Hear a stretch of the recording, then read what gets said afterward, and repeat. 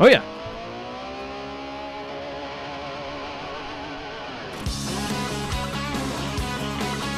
You know it. Hey-o. Talk to us, Sydney.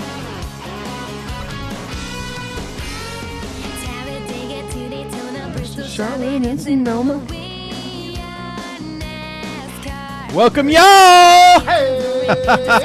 That's right. This is the Pregame Engineer Tailgate Mayor Racing Podcast, episode number 85, Thursday, February 16th, 2017. I'm Tailgate Mayor Rusty Wallace. I'm joining the PETM Podcast studio with Pregame Engineer Andrew Sherwin. What's up, dude? Hey, man, we're doing the drop-in thing this time. We hadn't done that in a little while. It's been a little while. We had a pretty awesome guest. Absolutely. Likes racing maybe just a little bit. Maybe a little bit. Just a little bit. For 41 years, did he say? 41 years Holy in the cow. racing business. Well, I'm trying to whistle, but I can't do it right now because I'm all dry. I got to pull up. You know, a I'm drink. ready to rock out to Sydney Lett in the background. We are NASCAR. Tell you what, we are NASCAR. Isn't that good stuff, y'all? Man, if you don't like that, I don't know where your likes are at. So, but we got to bring it down, man. Hey, what you drinking tonight? Ooh, what am I drinking? So I don't even remember the name of the company to give them a shout out, but it's a Kentucky all wheat aged whiskey, deliciousness. Yep. With a mixer of Not Your Dad's ginger ale. So Sherwin As it turns out, had brought one of those upstairs and said, and I said, you know, I need to go make me a drink. Podcast fixing to start. And he said, why don't you have you a little tasty taste of this little deal, and we'll see where you stand. And I said, well, sir, that was delicious, and I'm going to go make me one. So exactly where I'm at. On deck, we got a Newcastle Brown Ale, the last one in the fridge. I reached back. Grab me one. You brought over something right there, didn't you? No, I stole this. It was you the stole one laying down. So local Jekyll Brewing in Alpharetta, OB, by the way. Yep. That's a Big Creek Kolsch. Kolsch is a German-style beer that hails from the same region where Cologne is. Yeah, straight up grand theft from my fridge, right? Grand theft alcohol from Rusty's fridge. Yep. And grand theft my couch tonight, and grand theft Everything. parking spots and everything. Just take squatters' it all. rights. Just bring it on. Everything in this house is mine right now because I'm here. Right. Just don't pee on it, you know. Yeah. I don't mark my spot. It's the most of the time. It's the 85th episode. So car number 85, not a very popular car, Sherwin. However, we've got one guy that's got 2 wins in the 85 car. It's been a while since we had a multi-win car to talk about. I tell you what, there's a drought between. I mean, we keep saying it, but like what since 70? Big numbers in NASCAR does not bode well. Yeah, it's and not so a you get thing. into the 90s. Yeah, it's not a thing. So Emmanuel Zervakis, known as the Golden Greek. How about that name? The Golden Greek. The Golden Greek. Wow. Zervakis. I know I couldn't spell his name, so I'm glad you're the one reading it. 52 races in the 85 car. He's got 2 wins in the 85 car, both in 1961 at the Greenville 200 and at the Yankee 500 in Norwood, Massachusetts. How about that? Yankee 500. So you said Greenville. That must have been at Greenville Pickens. Oh, yeah. From wow. 200. Yep, and then the Yankee 500 in Massachusetts. Yankee? Yeah. 500. Yeah. New York City. No. And Massachusetts, as some folks would say. Right. We know how to say it's Massachusetts. It's all good. But New England. We're not super fond of New England right now. Well, there is that. I mean, love y'all, but love you, but I'm gonna need one of them 18-pound lobsters stat. Right. So I didn't know that race existed. Norwood, Massachusetts. How cool is that? I didn't know Norwood, Massachusetts was a place. Well, so we're just learning stuff all the way around today. Well, he was also known as an owner. He fielded Dale Jarrett's first win. How about that? You liar. No. Tell him the truth. This is a truth segment. Same Dale Jarrett I met like 2 weeks ago at a Taco Mac in University Station, Charlotte. Everything. The rest of this podcast is alternative facts, but this one is for real. Yeah, this is fake news. Yeah, right. Well, Mr. Emmanuel, he passed away in 2003, so we're raising our glass today. Oh, goodness. To Mr. Cheers, Mr. Emmanuel. Emmanuel a whole bunch Zervakis. Of consonants and vowels. Good stuff. You know who the second most, driven Wait. Can I guess? Car? Go for it. Is he like an ARCA legend? Well, earlier today, Sherwin called him the Richard Petty of ARCA, Mr. Bobby Gerhardt. Mr. Bobby Gerhardt. He's got 13 races in the 85 car. What's crazy, he has the second most number of starts in the 85 car behind Emmanuel, who had 52 races. So there's only been... In NASCAR or ARCA or both? In NASCAR. NASCAR. So there's been like less than 100 races in the 85 car total. So goodness, go figure. I had to dig that one deep. But Bobby Gerhardt, like Sherwin said, the Richard Petty of ARCA racing. What a guy! Without a doubt, he carries a lot of reverence with him. And I saw a picture on Twitter today, I think posted by Brian Keselowski of Bobby Gerhardt in the number 5 black. Oh, neat. I can't recall the sponsor. It's one we're all familiar with that we've seen a bunch of times, especially in the ARCA race at Daytona. But, yeah, still living, breathing, racing race cars, yes, Bobby sir. Gerhardt. Yes, sir. It was funny because earlier today when I was looking all this stuff up, and, I do my little nerd out research stuff, and Sherwin was here for that this time, and I go, Sherwin, Bobby Gerhardt, why do I know that name? And he goes, ARCA, dude, ARCA. Oh, yeah, that's right. That's why I know that name, so... Fantastic. Lucas Oil, you 100% right. So that brings us to our guest. I don't even know how to intro this, dude. I think we start by maybe telling last year's story a little bit. Well, go for it. This was your story, too. So a year ago, and this is going to be hard for y'all to believe. I know the ones, especially those of you who've been paying attention, but I was acting like an absolute certified a-hole on Twitter because of when the Atlanta date is. And the first year they moved it to February, we were so cold we didn't even drink our beer. I'm telling y'all what. And I think by now you figured out that if I can't find a place to be happy and drink beer, I am unhappy. Well, that ain't a happy place at that point. That is not a happy place. Yeah. So leading into last year's race, I was being, like I said, a considerably outrageous a-hole and tagging Atlanta Motor Speedway's their handle all along. So finally, a dude sends me a DM and says, "Hey man, would you be willing to take a call with Ed Clark? He'd like to talk to you." Yeah. And I said, "Absolutely, I'd take a call." And so I talked on the phone with Ed Clark about this time last year. Yep. For about 20 minutes, and I tell you what, the guy dropped the curtain and just said, "Hey, look, identify with everything that you're saying." He said, but my job is to still put on the best possible race I can at Atlanta Motor Speedway. Yep. And I was like, wow, that candor is so refreshing. And it ultimately led to an opportunity for us. I guess it was Saturday. I think I had mentioned last week or maybe last night that it was right after the tweet up, but it wasn't. It was on Saturday. Yeah, it was on Saturday. But this is a race day. This is race day. Like, we met Ed Clark in person in the lobby of what is that condo thing at Atlanta Motor Speedway. Yeah. And talked to him for 20 minutes, like on less than an hour before the Xfinity race was fixing to go green. Mm-hmm. And he basically echoed some similar sentiments that he did over the phone, just saying, hey, love that you guys are race fans. Obviously, you're dedicated. Thank you for being here. If I can help you through the problems that you see with what we're doing, I will in any way possible. And also kind of saying the same thing we did. He's like, I thought we were getting the April date. Yeah. And we didn't. And now we got to do the best we can with what we have. Yeah. Which, I mean, that reinvigorated our enthusiasm for Atlanta Motor Speedway. Absolutely. To know that there's somebody there who cares that much. And again, on race day, for two idiots to just come down. I had just got my Bubba Wallace hat signed. I was on high for that. And we walked down there. Well, I think the funniest part was walking to the receptionist, and I've got my Bubba Wallace hat signed thing going on.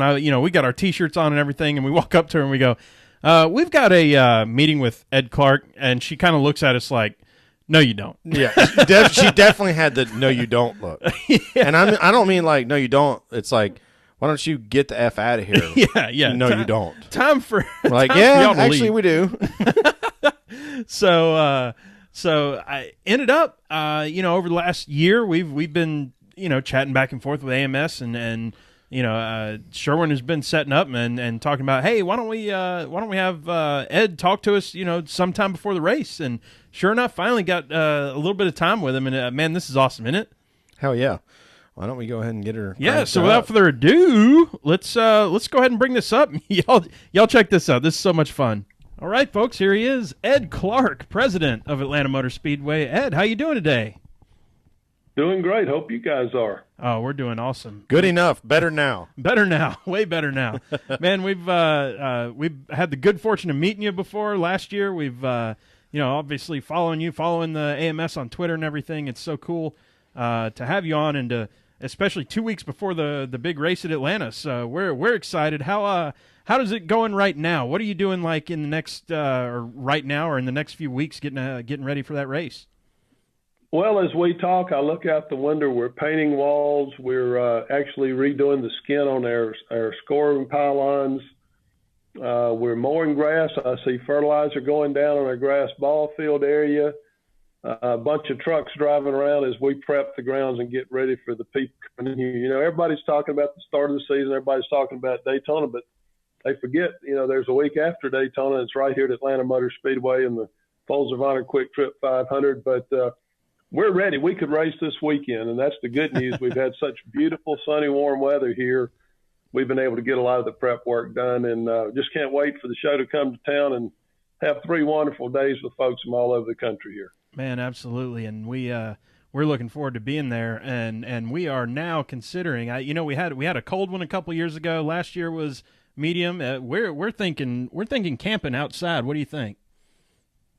Well, bring it on. We got a place for you, and we got plenty of activity. Not only do we have great racing during the day, but we've got our AMS Fest Saturday night, which is a fun, welcome event. It's free for anybody who's coming to the race. Over the weekend, just our way of saying thank you for the folks who come. We're going to do cornhole and get to laugh at a bunch of people on mechanical bulls and other things like that. Man. But part of coming to a race is not just enjoying the action on the track, but enjoying the other folks who come, meeting people from around the country and spending time and fellowshipping a little bit with them. And we like to give people a mix of all of that. And I think that's what makes our weekends pretty special. Sherwin, how many Monster Energy drinks, we'll call them, was it going to take you to get on that mechanical bull? Probably not very many. couple cold pops, and I'll be on it. We actually needs a couple more the next morning after he gets thrown off. Is what he'll need. Yeah, exactly, exactly. We actually met a guy in Darlington when we went last year over Labor Day who's going to come with us. He's from Columbia, so our little party grew by 1, which is fun. Yeah, it's going to be a blast. Speaking of Monster, how many Monster Energy stickers do you have to? Did you get in and have to paint all over the place and stick all over the walls? Well, that's part of the process that's still going on. We will have that represented on our wall in the turns and in other places around the facility. Anytime you have something new of that relevance and that magnitude, it's a pretty good switch out, and that's part of what's going on now. But look forward to having them involved and giving a little different look and feel to the Cup Series, and I think they're going to be really good for the sport and bring a lot of intensity and excitement and some new eyeballs to the sport. Absolutely, I think absolutely there's a lot of folks in agreement with that one too. Yeah, How many times have you walked around the track, or do you walk around the track and see a Sprint sticker up and you go, "Oh, darn it, we missed that one"? Well, it's funny because knowing this was coming, just about everybody that works for us has been on the lookout for what we needed to do, and we probably got too many lists of things we need to do around here. I don't think we'll miss any come race time, but I bet if you rode around today, you'd still see a couple around the property. I gotcha. Speaking of the look of the facility, Atlanta Motor Speedway's gone through an evolution since we first showed up in the spring of 2004 for a race. Sat in Weaver, I think, for a couple of years, and then we moved over to the Elliott Grandstand, and then since moved over to Winters. Is there another evolution for what the stadium of Atlanta Motor Speedway is coming into this year, or is it pretty much going to look like it looked last year? No, it's just like it was last year. Hopefully it's going to be even fuller. Right now our sales are good. There's a lot of interest, I think, with the new format with the stages included and some of the other things that are going on. And I'll throw in there with that the success of Chase Elliott, our home state guy, who has so many followers right here in our immediate area, young and old. I think that's been a big boost for us. And of course, we just found out Chase is also going to be running the Active Pest Control 200 Camping World Truck Series race on Saturday as well. So folks in this area have got two chances to come out and see Chase participate and try to get his first Atlanta Motor Speedway mile-and-a-half win over this weekend. And I know, when your dad's Bill Elliott and you're from Georgia, I think it'll be like a huge relief to Chase if he can ever just come in here and make it to victory lane and get that first win, kind of get that monkey off his back. Probably sooner rather than later, he'd prefer. Because he intensely wants to win here. He won here a bunch in Legend Cars and kind of got a bit of his start here and got such a following here. To do that, it'd probably take a little bit of pressure off and just continue that Elliott legacy that his dad started and had so many followers from this area for so many years. Yeah, I think Saturday afternoon, if Chase Elliott's doing burnouts in a Camping World truck, that place is going to – it might get torn down. You might have to rebuild it overnight so we can run a cup race the next day. I tell you what, we'll rebuild it if he'll do that. All will be well in Georgia if he's doing burnouts down the front stretch about 5:30, 5:45 Saturday afternoon. Yeah, I want to hear about the Dawsonville Pool Hall sounding a siren. Yes, sir. I think that would be. I mean, I got goosebumps now. That would be like a historic for 2 thing minutes straight. that you talk about 20 years from now. The way people talk about Jeff Gordon, the expectations people have for Chase Elliott and how good he is and where he is right now among his peers. I think being at that first race that he grabs a win on, you talk about it. People who were at the first Jeff Gordon win, they'll tell you about it, and they'll tell you exactly where they were, where they sat, what it looked like coming around that turn 4. We're crossing our fingers as well to see some history made. It'd be great. Well, it will be a moment to remember, and really and truly, guys, we shouldn't even be here talking about Chase getting his first win because I'm telling you, he had 4 or 5 events. Not one, but well in hand last year, and just never, because of circumstances, never was able to pull that out. And I know he's such a good guy and a calm guy and all that, but in the back of his mind, I'm sure he's saying, it would have been great to just get one of those done so I could move on down the road with everything else I'm going to be doing. But when you stay that close to the front, you're going to win. I don't think he's going to win one race this year. I think he's going to win multiple races. And he's already come into his own. We know he's a tremendous talent. I hope he can have fun with it and just go out there and put together a string of runs this year that allows him to have an opportunity to, potentially get to Homestead and compete for the championship. That'd be a huge season for Chase. Absolutely, it would. Now it's time, Ed, to move to the the big news, the pink elephant in the corner of the room that is unignorable. And I think we don't necessarily want to ask you a direct question, but more just open the dialogue of talk about the business side and then the racing side of making the decision to upgrade the surface at Atlanta Motor Speedway. Well, the business side is easy. It's we hate it. When I go in the garage area at Daytona next week, when I get down there, I'm going to have crew members, crew chiefs, be eating it, car chiefs, car owners, drivers, everybody come over to me and go, "You really have to do that, huh?" We don't want to spend the money to repave this place, but the surface will be, after this upcoming Folds of Honor Quick Trip 500, 21 years of racing on this surface, and as racetracks go, that's a good long life. That's an old senior citizen there. And we've had some of the greatest moments in NASCAR history happen right here on this track, going back to that very first weekend that we had it. But the surface is just, in certain areas, just absolutely worn out. We've talked about this for 3 or 4 years and put it off. And the reality is, it's not like we got a bunch of humps and bumps out there we need to fix. It's just that the surface is worn to the point, we get a lot of water leaks and maintaining it. One of the reasons we made it 21 seasons is we've religiously gone through here and sealed up every crack every fall, walked it on foot and sealed every crack that we've seen, both behind the wall and on the track surface. But it's just time to do it, and our development guys, made that call. And so as soon as this race is over, we'll be starting to dismantle the safer barriers. Somewhere around the 1st of April, we'll begin the paving process. Don't think that will take too long. It's going to take longer to take the barriers down and put them back up probably, but it'll be a totally different look next year. But the good news is we're going to have 11 months for the asphalt to age. We're going to start to age it, which is kind of counter. You put new asphalt down and immediately try to make it old. But we were pretty successful with that when we did Kentucky Speedway last year, and I don't see anything any different here. Hopefully when we come back next year, I expect speeds will be up.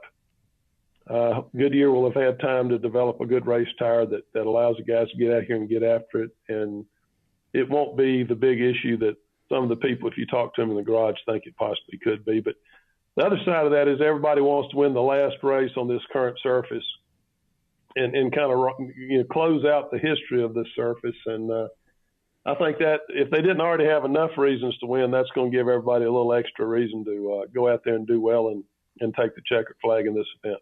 Heck yeah. Yeah.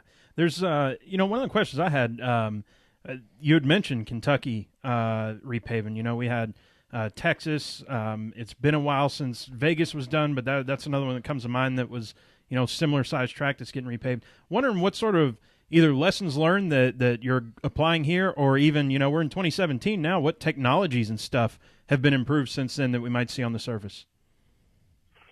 Well, when we paved this place, back 21 years ago, all the buzz was synthetic compounds in the asphalt and all of that. And that was kind of the big buzzword. And maybe that's one of the reasons that the asphalt has lasted as long as it has. But we've learned an awful lot. We just did Kentucky last year, as I said. The same folks will be involved in that. And we're not taking the surface up and putting a new surface down. We're actually paving on top of what's here. So, my hope is that the little bump going in turn one that kind of spreads the cars out as they go in there will stay in place. It's part of the character of this track. And then we'll get as smooth a surface and as good of a long-lasting quality race surface as we had before. But time tell, we'll find out, I guess, in 2018. But that's what we expect to have. A lot of advancements in asphalt have been made since 21 years ago. Oh, I'm sure. And I've seen some talk on Twitter from the drivers talking about how the new aero package is kind of is going to allow the car to continue to accelerate all the way down the back straightaway. And they were talking a little bit about terminal velocity and kind of what we see in a plate race. So with that in mind, we've always had our eyes set on that 197 mph by Bodine. Are we going to get back up near that, you think? I think after the repave, that's a definite possibility. It really depends on tires and what NASCAR does with the cars. I know they've got an eyeball on this and what the speeds might be, and I don't think they're gonna let it be something totally out of hand. But you guys mentioned you sit down in the winner's grandstand, you see them now going in turn one down there at about 200 miles an hour. Yep. After the repave, and if we keep a similar rules package to what we're looking at this year with the low down force, I mean, you literally have to think about a driver approaching entrance into the turn one down there at maybe 207, 208. You got to be talking to your right foot. I don't care who you are when you roll in there. You go, this is where I should lift, but I can drive it on in deeper. You're going to have to talk to yourself to make that happen. Your mind's going to say keep your foot down, but your foot's going to come up. That's going to make it very interesting when this is done. And some of the trucks and perhaps even the Xfinity series, you may see those guys flat-footed all the way around, at least for a few laps after taking tires. Mm-hmm. Right. I think I remember hearing an interview. We watched the qualifying when Elliott Sadler set like the second fastest at 194, I think, and he'd said he basically just shut his eyes and didn't lift. Right. Good for him. Well, one thing we found out is younger people tend to hold their breath a little longer than the old people. Yeah. We did find that. Yeah. Well, Ed, I know we're coming up on time here for you. A couple things to close us out. What are you most excited about for this race coming up in Atlanta? What gets you pumped and ready for it and grinning ear to ear and getting the goosebumps? Well, just the anticipation. You know, one of the greatest parts of my job is actually having the opportunity to see fans from all over the country here smiling, having a big time, looking down on them, and knowing that you've had a little bit to say and giving them something that they so look forward to. It's the best payback for me for the job I do. I've done this now for 41 seasons. Wow. And I still get great thrills in seeing the smiles on people's faces that come here and enjoy the weekend. You know, it's a big deal to them. I grew up a race fan. I'm still a race fan. And it's a big investment for them, time, money, energy, everything else to come here. And if we can give them a little bit of something that they go back home and talk about when they get back, we feel like we've done our job. And the other side of that is we're as big a fans as they are. We work year round for this thing. We call it the circus coming to town. Mm-hmm. We don't have elephants. We have race cars, but it's kind of cool to be here and see everything build and see the staff get excited and motivated, everybody working together to make something really cool happen. That's what I look forward to. And then just seeing the racing this year, I think with the stages, with the low downforce, with some of the things that I think we're going to see here, I think we're in for a fantastic season of racing. You know, every year you say, how can you make it better? And it seems like we found a way to do it. I thought last year was good. You're going to see some good, compelling action on the track this season. And race fans are going to get their money's worth when they buy tickets and come to our tracks, whether it's here or any of the other tracks. And I know this time of year, everybody's going to win the championship and all that. But I think we're in for a great 2017 season. Excellent. So here's a little funny one. You know, 2 weeks ago on this podcast, I lost a little bet and ended up having to wear, not out of voluntarily, but because, you know, I pay my debts. I wore a Tom Brady shirt on this podcast.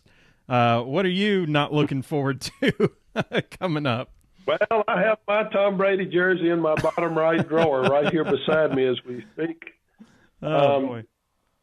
We had a little fun with our friends up at Las Vegas Motor Speedway over the big game a few weeks ago, and I thought I was looking pretty good and going to be eating a lot of New England lobster for most of the game. But when it was all over, now I have to go to New England. First of all, I've got to greet fans that are ticket buyers from New Hampshire who will come here to the race wearing the Tom Brady jersey. Just hope I can get out of the grandstands before I get beaten up. And then I've got to go to New Hampshire and present the race winner and Dave McGrath, the track manager up there, a case of Georgia peaches this summer. So I guess I've learned my lesson on these bets. I thought I was home free and it just didn't happen, but it's all in fun. Dave's a great guy up there. He and his staff were really great about it. And I guarantee you, even though I've got to go deliver the peaches, old Dave was sweating most of that game, and just knowing I made him sweat a little bit makes it all worthwhile. Yes, sir. That's yes, right. sir. The adversaries in our little bet that we had texted us at halftime and said, all right, fellas, essentially throwing in the towels. Right. So well, that gave us some jollies. Their comeuppance would have been having to play 30 seconds of the Sam Jackson Rise Up intro. Yeah. And they said, go ahead and send us an MP3. And I said, nope. I said, there are no you cannot call this before the clock hits 000. We know better. So, Ed, we'll let you out on this last question. Something we always ask every person that's on our podcast, and whether it's one thing you would change about NASCAR. If you were the dictator of NASCAR, what's the one thing that you would change? Whether that's to get butts in the seats or eyeballs on TV or whatever it is you want to see. And we've always had some great answers on that one. So, wondering what you might come up with here. Well, you want a serious answer or a fun answer? We like fun here. Fun's good. Well, for a fun answer, I think we should have to draw just 5 minutes before the start of the race. Are we going to run to the right or to the left? There you go. It will sure mess up Thank the you. race setups, and I guarantee it'd be fun to watch a couple of those anyway. I'm digging it. That's pretty stupid, but that's the best I could come up with on short notice. Give me a few minutes. I'd probably come up with something better than that. But it would be interesting one day to just say, oh, by the way, boys, we just decided we're going the other way today. Well, we actually had a race on our quarter mile here years ago. We had a guy that was winning all the races in a street stock class, and we did that. And the guy could not make it through the corner. It was hilarious. He stayed in the grass, and all the guys he'd beaten all season long were passing him and pumping fists out the window and everything else. It was great. That is that's awesome. funny. I've said for a couple of years now, I think every track that actually has 2 races ought to have to run the second one clockwise. I like that. Or all-star race. Let's All-star race. Let's make it happen there. I love it. So anyway, Ed, we can't tell you how much we appreciate you giving us the time here. We've had a blast, and we're really looking forward to that Atlanta race coming up. We'll give the floor to you to end this thing. Tell the folks where they can buy tickets, where they can find you, and what's coming up. Yeah, AtlantaMotorspeedway.com is the best place to go. It's got all the weekend details, and we'll be updating that really daily through the race. You can purchase tickets through there. You can call us at 8779 AMS TIX. We've got a lot of new first-time fans coming. We've got a first-time fan package. But kids 17 and under are free Friday and Saturday, $10 on Sunday. Wow. A really good family pricing, a lot of special packages out there that are going to be expiring soon. So we need to take advantage of that as quickly as you can. And if you haven't been to Atlanta Motor Speedway, come down. You'll really enjoy the weekend here. We have fun.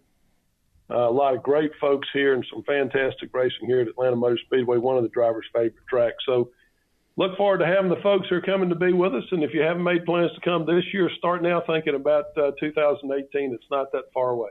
Well, I think seconded on this side of the mic in terms of excitement and fun on that track. Mr. Clark, we so much appreciate you being on the PETM podcast. Thank you so much, and we'll catch you next time. And go Chase and go Falcons. Thanks, guys. And by the way, we're going to hold a slot for both of you with the mechanical bulls for Saturday night. All right, 10-4. All right, I'll try to wear some padded jeans or something. Yeah, right. Bring a bunch of monsters. Take care, man. Good to be with you. Good to talk with you. Bye-bye. Well, man, how cool is he?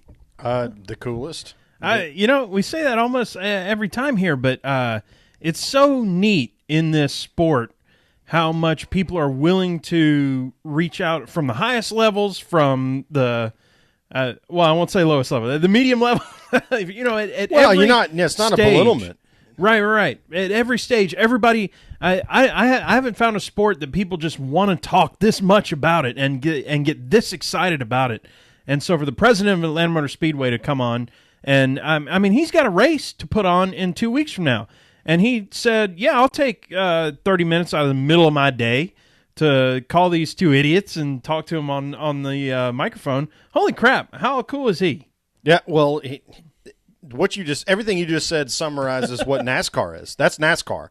Mm-hmm. And this is what we've been trying to promote from the very beginning of this show, is that NASCAR offers the fans such a unique experience in that you can get so close. Yep. You can touch things to a degree that you would never get to see in Major League Baseball or the National Football League or the NBA or even the PGA. Like I had a conversation with a friend yesterday. It said, yep. You know what, I think from a non-NASCAR fan perspective, the sport that most translates is PGA. And I said, I've been saying that for years because they have their own sponsorship package. They're playing on the same course while everybody else is. They're on a hole with 2 other guys that they may not even be competing with for position. They may be playing a guy, and that's the same thing as like, I got a fast car, I'm racing for 12th. But I know I can race for the win. We just got to get through the rest of the race for me to catch that guy and show him that I'm faster. But try to get the president or the owner of Torrey Pines on a ragtag show. No chance. 2 weeks None. before the course is ready. Like the most important event of the year at the venue. Yeah. So the way these folks, point of all this, y'all, is it's so cool to be able to talk with all the way from fans all the way up. And it's not just us. It's not that we have the media credential. We got nothing. The fact that these folks are nothing just but willing fandom. Yeah, just willing to reach out to us, and you know why? Because they're fans too. I think that's first and foremost. I think that's the biggest thing here is that these folks are fans. Listen to what he says. He's a fan of the sport. He's paying attention. He's watching the races. He's not just getting ready for Atlanta Motor Speedway. He's watching what else is going on. Talking about. Listen to him, run this back about 20 minutes. Listen to him talking about Chase Elliott and the races that he had coming in that were the oh-so-close races. And he knows what's going on. It ain't like he's just in this bubble. Anyway, I just love this. And maybe this is a big, pat everybody on the back party. But well, and, you bring up Chase Elliott being the hometown potential hero, the son of the hometown hero. Yeah. Awesome Bill from Dawsonville. The idea that Chase could win when we get to Atlanta Motor Speedway is massive for the sport, massive for the state of Georgia, massive for Atlanta Motor Speedway, and the sort of breaking news in a lot of ways because you and I didn't know that Chase is also going to be running in the second race on that Saturday in the Camping World Truck Series. Yeah, that's a real when we think about guys that we know are really good race car drivers. Mm-hmm. That decide they're going to go in and race a truck. Like we've seen Elliott Sadler do at Pocono. Well, obviously, we've seen Kyle do it because he's been bolstering his own team. We've seen Kyle Larson do it and win some races. And then we've also seen Casey Kane has the most ridiculous record in Camping World Truck Series that exists. 5 for 6 5 for 6 with worst finish of second. And so you start to think, okay, so I'm going to get to watch this awesome Xfinity race for about 2.5, 3 hours. Mm-hmm. And then they're going to take a break for like 30, 45 minutes. And then there's going to be a truck race that kicks off, and Chase Elliott is starting it. And on top of that, we have all of our friends that we've spoken to on this podcast, Tommy Joe Martins, and we've got Spencer Boyd and Anderson. Jordan Anderson? Jordan Anderson. I'm so sorry, Jordan. I always draw a blank when I'm getting on the spot there, and I didn't plan to say this, but to have all these guys to root for, on top of the guys that we want to root for too, like the Johnny Sauters and the Matt Craftons. And absolutely. Like the truck race is so friggin' cool. It's compelling is what it is. It's compelling, and we've known it to be the best product on the racetrack. We can only say it so many times. We can only hear it from other outlets. I think it was exposed on Nate Ryan's podcast this week how awesome the trucks are when we go to these fast tracks. So like the ticket on Saturday at Atlanta Motor Speedway might be one of the best tickets you'll get all year to see Xfinity and then trucks in a 5.5 hours of racing on a Saturday afternoon in what's shaping up to be some really nice March 4th weather. Since we have nobody to report to here, yeah. I think you've said something poignant there, and I'll go ahead and say that's the best value in NASCAR is to come see Atlanta Motor Speedway on Saturday with the trucks, followed by Xfinity. For what did Ed say? $10 for or no, free for under 17 and if you're under 17, Holy and that was bejesus. Cup. I think it's free on Saturday for under 17, and then on Sunday it's like 12 and under are free, and 17 and under $10 or $12. Yeah, $10, but for free you get to go see this for the kids and stuff. And and I mean, shoot, we pay the thing. It ain't nothing but $20 or something if you just want to see the race. I think if you want to sit in the freaking rich people section, you're talking about $50. Yeah, you know? not even our ticket. And I know Jeffrey Whitler's paying attention. He's going to be joining us. I think our ticket for Saturday for 2 races in row 40 above start finish is going to be $35. I'm almost pissed. It's cheaper than going to nosebleeds for a random Hawks game. Right. I mean, I've stolen for less than that, or whatever, you know what I mean? However you put it, committed crimes before because it costs more than $35 for one of the best shows in motorsports for sure. And like I said, we're not reporting anybody, so I'm calling it. That's the best deal in NASCAR right there. To come and see that. So and it's not that Ed didn't slip us $20 under the table to say this, y'all.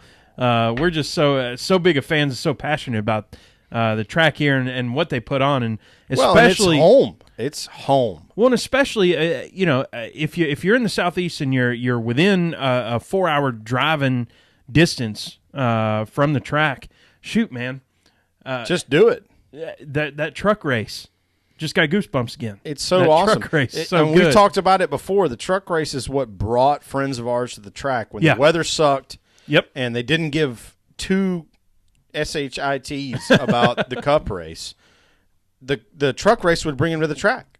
And we'd have 5-6 guys on Friday night right after qualifying when they first went to under the lights. I think 06. Yep. Was the first night race at Atlanta Motor Speedway, and it was the trucks. It was Friday night right after qualifying. Qualifying would finish at dusk. We'd roll in, see Kyle Busch crash, like the third last car out. Everybody cheered. Elliott Sadler made the 194-mile-an-hour lap that we talked about, and then we got to see Mark Martin win a truck race or something like that. I'm probably mixing years, but it doesn't matter.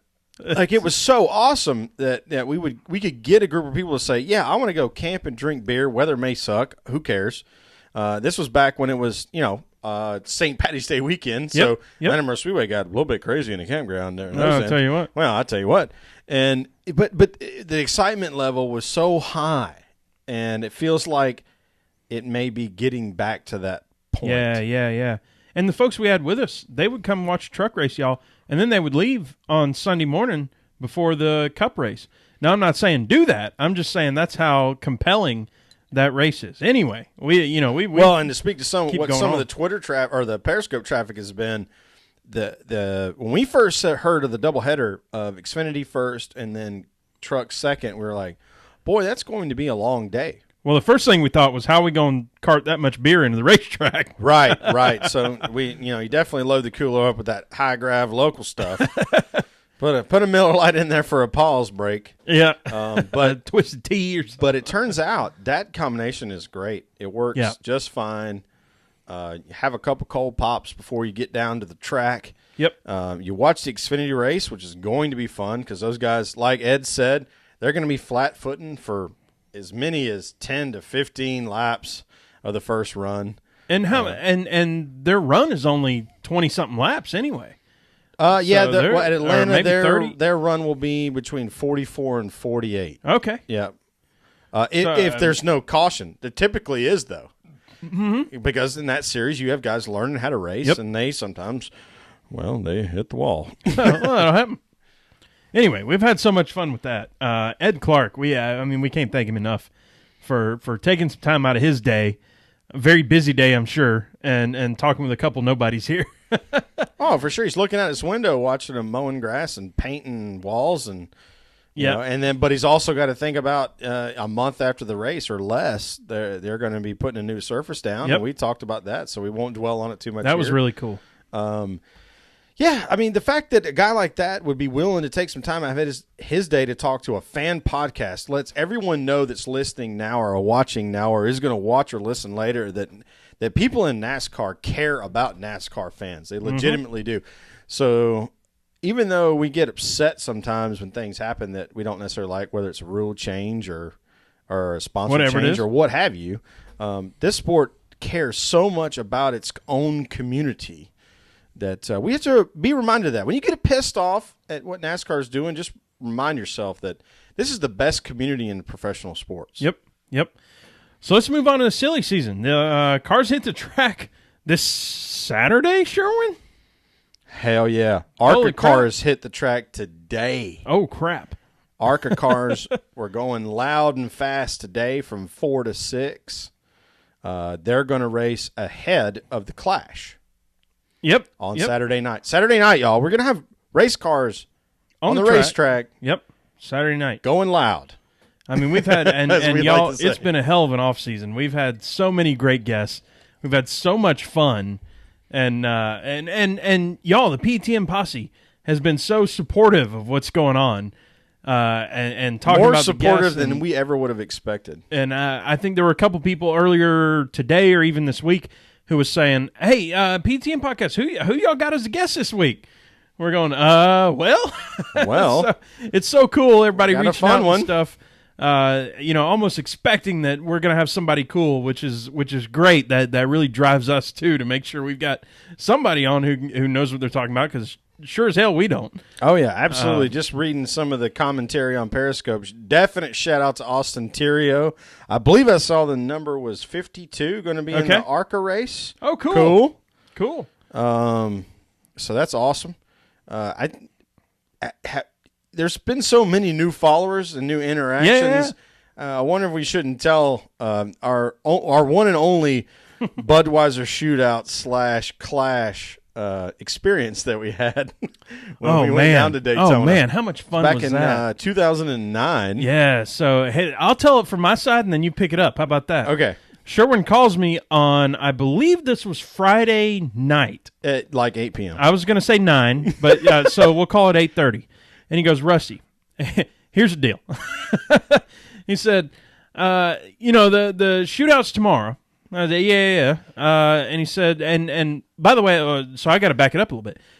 Sherwin lives in Valdosta. That's about 3.5 to 4 hour drive. North Florida. From Atlanta. And then what was it from there? Maybe 2 to 3 hours to Daytona? At least, maybe even closer to 4. It might have been 4. So 4 hours from me to Sherwin, 4 hours from Sherwin to Daytona. And Sherwin calls me at 9 p.m. I'm calling it 9 p.m. That's fine. On Friday night to say a bunch of, like, the stars aligned. Less than 24 hours before the race is going to go Right. Race is going to start at 7 or whatever. And Sherwin calls me and says, dude, the stars aligned and, like, all the gods are looking in our favor. And I just got tickets, and you're going to have to tell, like, how in the world you came up with this. But he goes, I've got tickets to the UPS box suites at the start-finish line for the shootout in like 18 hours from now. Right. And I said, hold on 1 second. And I put him on mute, and I said to my wife, Serena, I said, Serena, I'm going to Daytona tomorrow. And she goes, okay. And y'all, I mean, that's a keeper right there. But Sherwin, your side of the story. Oh yeah, so and a definite shout out to esteemed producer, the Frizz 11, Serena Frizzell Wallace. So I had a friend at the time that I was playing golf with down there. Yep. Who worked for a company that builds like the wire that holds up like suspension bridges and stuff like that, and around racetracks, like that braided steel cable. Yep. Like really thick, strong stuff. And he had a relationship with UPS, and the guy gave him, said, vendor tickets. They always have vendor tickets, yep. Right? There was probably 100 tickets given to that UPS suite, and only 30 people showed up or whatever it was. And he said, look, I can't go. Do you think you could use these tickets? And I said, hold on a minute. Give me a second. And then I walked right outside, and I called you. Yep. And so, yeah, we got the UPS box suite tickets. So we I think you hit the road at some ridiculous time in the morning. Oh, yeah. Like 6:30, 7 a.m. Well, that's the thing. You get that pumped up about a race, you ain't going to sleep. Texted me along the way. This is still back. This is not smartphone days, y'all. Oh, yeah. Neither one of us had a smartphone yet. Mm-hmm. And so it's like, match the numbers one after the other. Yeah, three hits for each number. 3. Yep. And I get the text at like 8:30 in the morning. It says, "Hey man, I got so excited I couldn't sleep. I'm gonna be there like an hour and a half earlier than I said." And I was like, "Hell yeah!" And so I got up and got dressed and got ready and blah blah blah. And like you were there at like I think by 11, and we rolled into Daytona at like 3:30 in the afternoon, right about the time that a hotel will let you check in. Yep. And ARCA was fixing to go green. We missed part of that race, but like we got in the hotel, we got checked in. We stayed in a $69 a night Daytona Beach hotel. Let me tell you something. Just look that up. Even though it was 8 years ago now, it's what you thought it would be. It's the best $69 it's ever been spent in the history of hotels. Yeah, what we discovered when we were there is it was connected to a bar restaurant. Not just a bar. That's interesting. Not just a bar, sure. So we got one beer. We got like a Budweiser while we called a taxi. Yep, you're right. We had a Budweiser, and we called a taxi, and we got a ride over to the racetrack, and we went up to the suite, and the ARCA race was in the process of like 75,000 cautions, and it went like an hour and a half long. There was no gap between the two races because of how many cautions there was in the ARCA race. We roll up into this UPS suite, and they're like, "You like a beer?"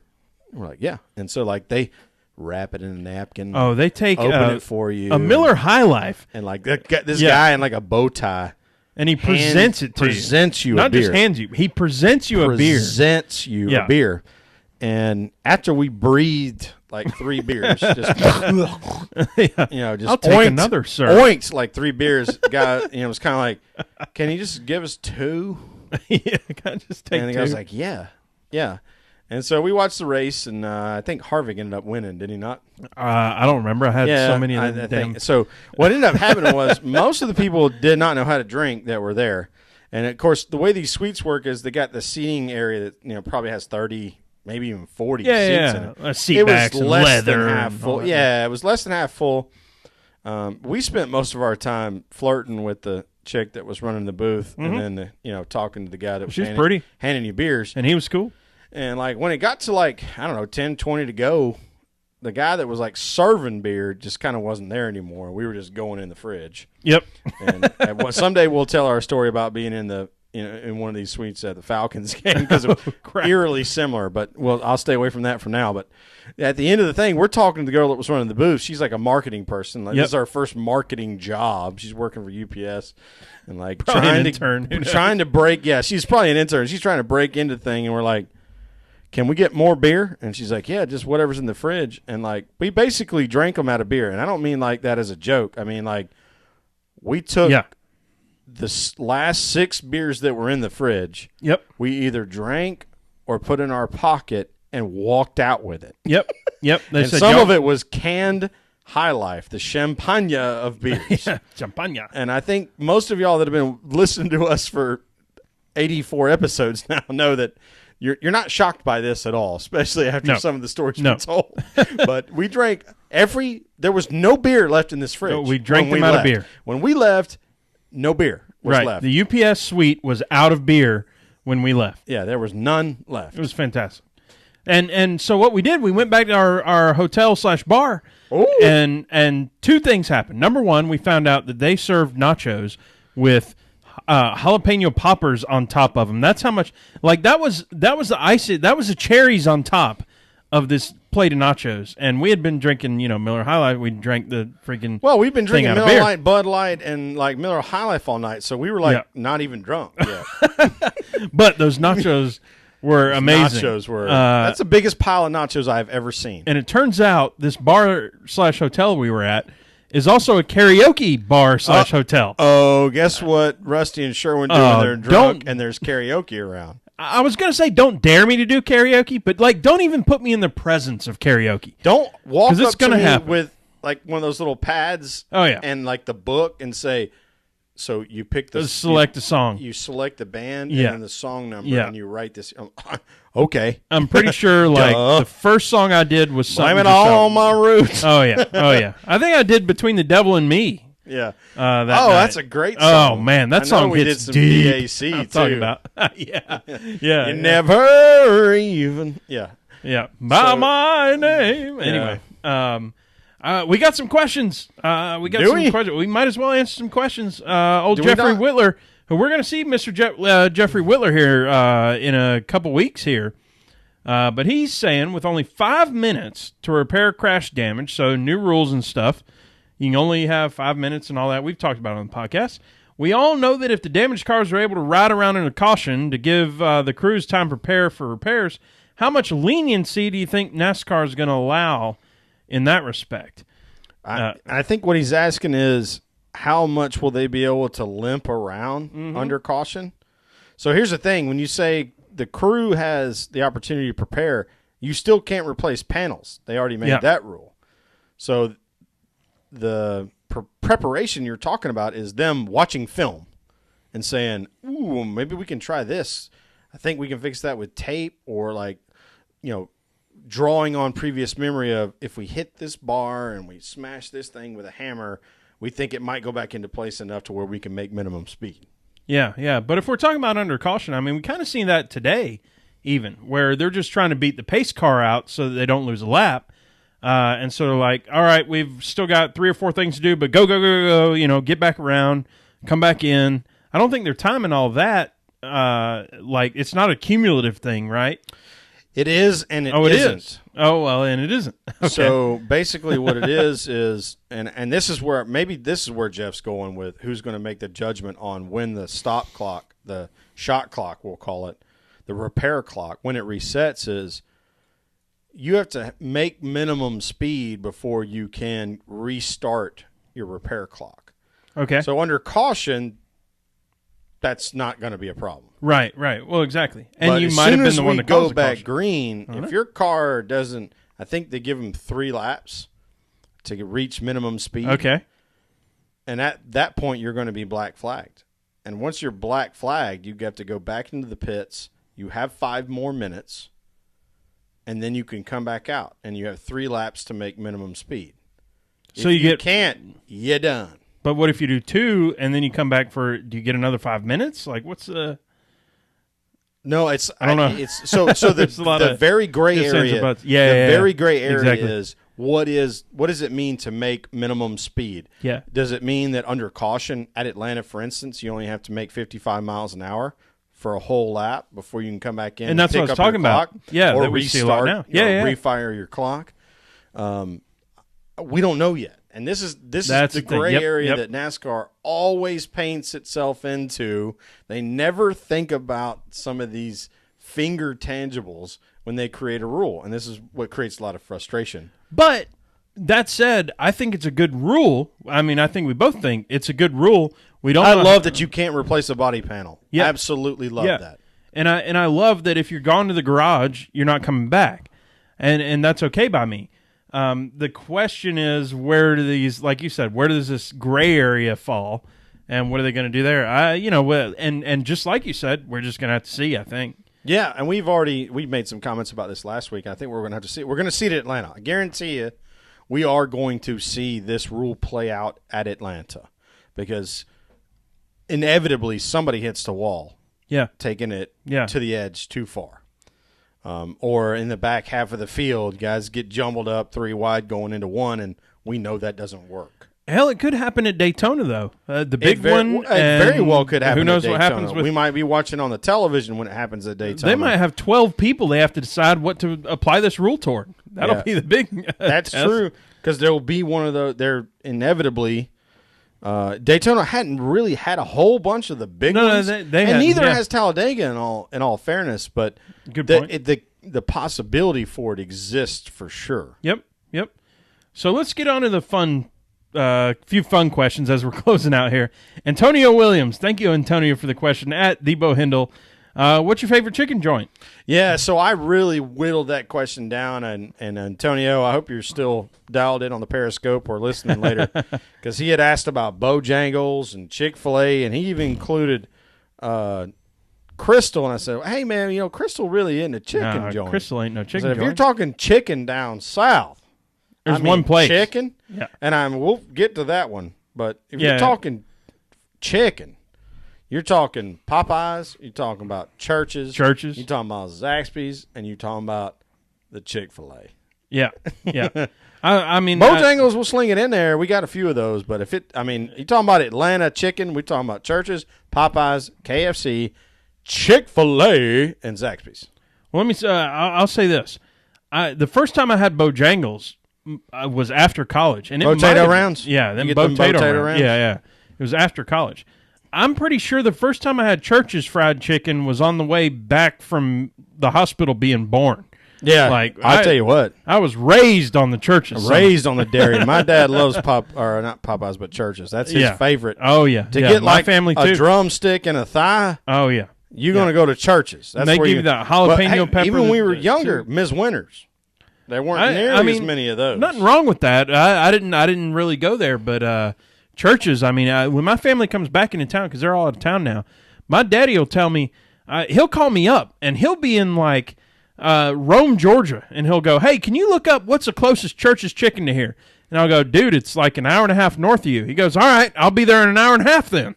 I love that. So, my dad loves Church's chicken. Yeah, some Church's chicken, but if you're just talking, if you're going to come to me and say, hey, what's your favorite chicken joint? Chick-fil-A.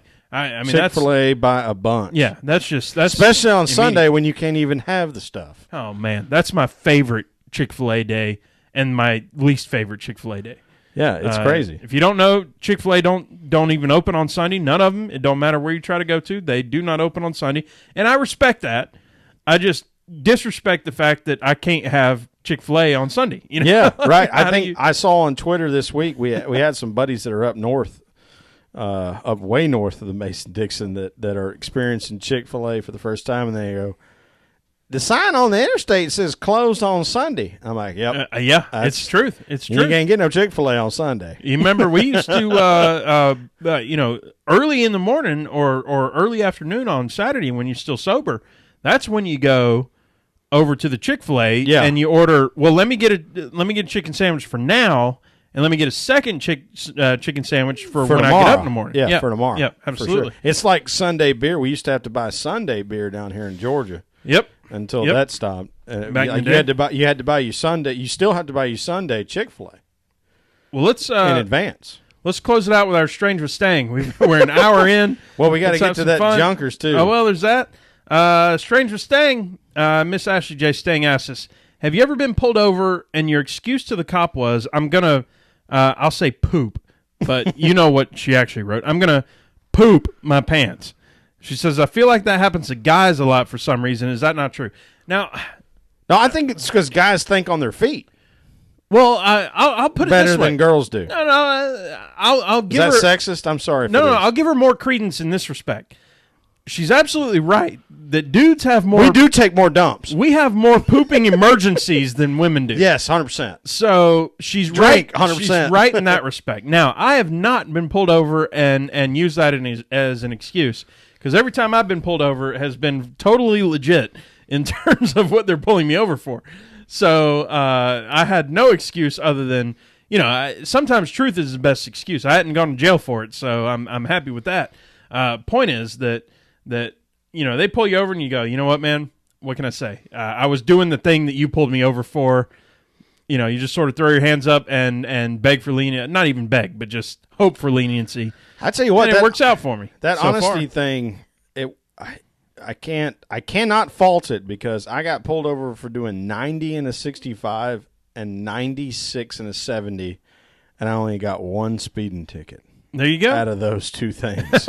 There you go. So I didn't have to tell either one of those guys that I was fixing to have to take a crap. Right. Now, Ashley, I have used that excuse many times for other things, and it be legit, by the way. For sure. So Rusty and I don't even get on to each other. We used to kind of make fun of each other a little bit. We don't now. It's kind of like your eyes will get a little bit big, and you look around a little bit, kind of like, what's going on? Like a prey animal. Right. You kind of look around and go, I gotta go. I gotta go. Hey, dude, yeah, that sucks. Sorry, man. Sure, when the wedding is about to start, I gotta go. Okay, I get it. I know how that is. I got to do the thing. Sorry. Oh, Mr. Yonkers sent us a question too, just for fun. Junkers with Yonkers. If a doctor suddenly had a heart attack while doing surgery, would the other doctors work on that doctor or the patient? Good question. I don't know. Goodness. The Hippocratic Oath says that, you would hope that maybe there's enough people to... Patient first. Or that there's enough people to figure out both. You need some redundancy there, I think, is the underlying detail. Yeah. Have somebody there. But in the end, I guess you just fix a patient and then, I don't know. It depends on what the surgery is. If you're just doing ACL, then get this guy that's messed up. Yeah, don't leave my knee exposed to all the viruses and bacteria in the air. But if dude's fixing to die, for sure prioritize that. Right. Spray a little bit of alcohol on the knee and figure that out. Well, should we close to the very end of the Daytona story? Tell that fast enough. Let's tell that next time. Okay, let's do it next time, y'all. Yeah. So you can. So the end of the Budweiser shootout story for the PETM boys will come next week. Yes, it will. We're gonna have some fun, y'all. Hey, this is coming up. Oh, look at that. It's the best NASCAR song ever recorded. Yes, it is. Follow at Sydney Lett, SYDNEYLETT. Her album is due to drop the first full week of March. Holy crap. We are expecting her to come and talk to us again, but it's not dialed in totally, so we'll just play we'll that figure it out. tentatively. We'll figure it out. Y'all know where to find us at PETM Podcast, PETMPodcast.com. Just search Google for PETM Podcast. You're going to find us. I'm Tailgate Mayor at Tailgate Mayor. My name is Rusty Wallace. I'm at Tailgate Mayor. There you go. Yeah. My name is Andrew Sherwin. My greeting on Twitter is Sherwin. My Twitter handle is at PregameENG. Same for Instagram as well. Y'all, it's been a blast in the off season. Can't wait to talk to y'all more. And let's do this. Yeah, shout out to Lap Traffic and Right Sides Only Radio. Peace out, y'all. Thumbs up.